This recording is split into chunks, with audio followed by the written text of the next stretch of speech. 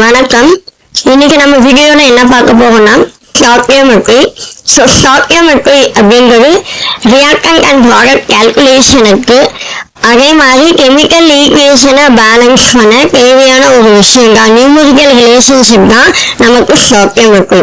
So இதில் example பார்த்தீங்கன்னா ரவா கேசரி ப்ரிப்பரேஷனை இங்கே நான் உங்களுக்கு எக்ஸாம்பிளாக கொடுத்துருக்கேன்.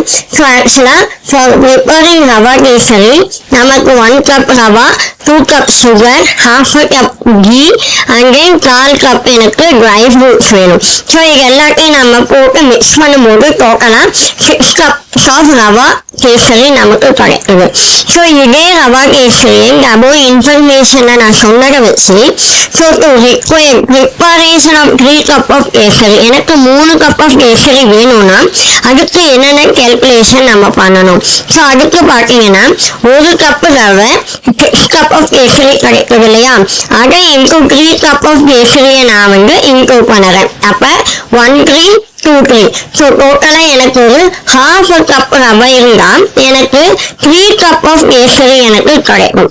ஓகே, ஏன்னா 1 கப் எடுக்கும்போது எனக்கு 6 வருதுன்னா 1 கப்புக்கு எனக்கு 6 கப் கேசரினா 1/2 கப் எடுக்கும்போது எனக்கு 3 கப் கேசரி எனக்கு கிடைக்கும். அண்ட் தென் இதே நம்ம கொஞ்சம் டிஃப்ரெண்டா 3 கப் ஆஃப் ரவா இருக்கு எனக்கு வேணும், 3 கப் ஆஃப் ரவா இருக்கு ஆனா எனக்கு எவ்வளவு கேசரி வரும்ன்றது தெரியல. அதுக்கு நம்ம கால்குலேஷன் பார்த்தீங்கன்னா 6 cup of kesari divided by 1 cup of rava into 3 cup of ரவை. ஓகேவா? So rava and then rava. So இதை நம்ம பண்ணும்போது என்ன ஆகும், ஸோ இதையும் கேன்சல் பண்ணவும்.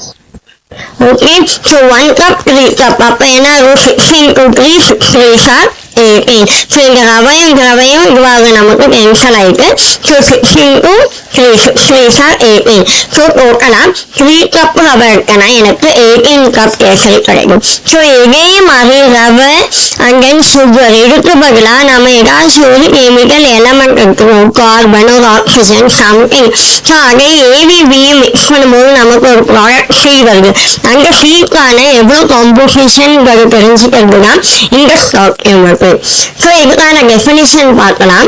So stoichiometry it gives a numerical relationship between chemical quantities in a balanced chemical equation.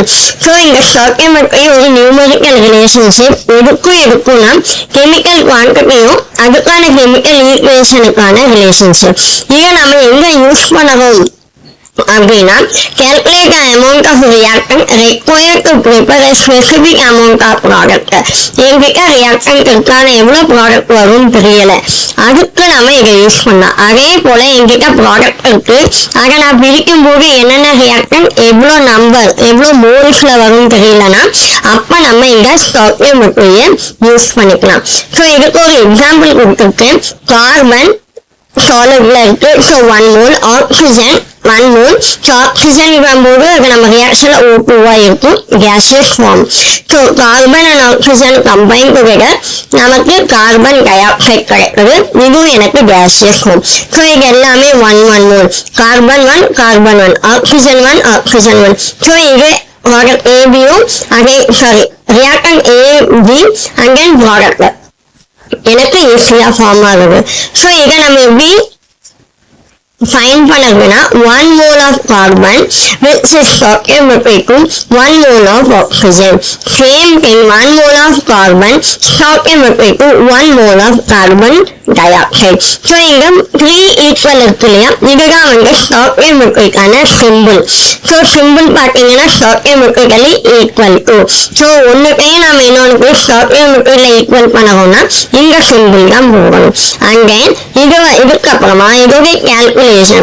So relationship between reactant and product in a balanced chemical equation in mole. So இந்த calculation பார்க்கும்போது reactant-ஐயும் product-ஐயும் நமக்கு moles-ல இப்படி நம்ம find out பண்ணலாம். So mass small m. So இதுலேருந்து எனக்கு number of moles n வாங்கணும்னா நான் molar mass-ஆல divide பண்ணணும்.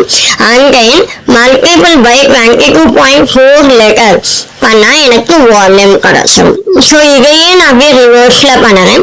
So volume which is divided by 22.4 லிட்டர்னா நம்பர் ஆஃப் மோல்ஸ் வரும். இதை நான் மல்டிபிள் பை மோலார் மாஸ் பண்ணனா எனக்கு மாஸ் கிடைச்சிடும். ஸோ ரொம்ப simple, mass number of moles volume.